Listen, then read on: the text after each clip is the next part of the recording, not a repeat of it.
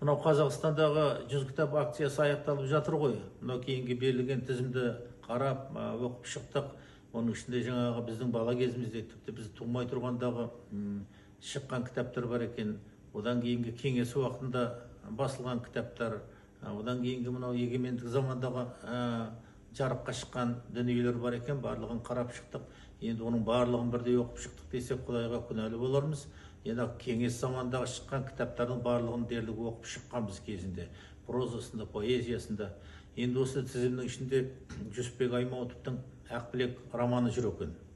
Енді осыған бір шамалы тоқтала кетсек, ең бірінші Жүсіпбек неге бұл тақырыпқа барған деген сауалға тоқтасақ, өздеріңіз білесіздер, жаңағы кеңес үкіметі орнағаннан кейін, кеңес үкіметіне орнағанша жаңағы қазақтың алғашқы қаламгерлерінің өзекті тақырыбының біреуі, негізгі тақырыбының біреуі осы әйел тақырыбы болды ғой, әйел теңдігі. Мысалы үшін жаңағы Мұхтар Әуезовтің Қорғансыздың күні, Бейімбет Майлиннің Шұғаның белгісі, Міржақып Дулатовтың жаңағы Бақытсыз жамалы, Сұлтанмахмұттың Қамар сұлуы деген секілді.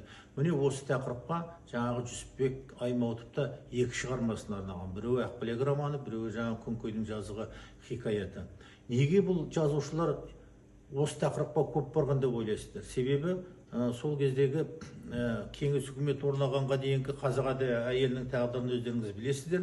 Қазақ әйелі ол кезде кәдімгі бір зат табар секілді болды ғой. Мысалы үшін өз басында билігі жоқ, оны жаңағы малға сатып жібереді, болмаса малға сатып алады. Әйтеуір басында билігі жоқ бір байқұс.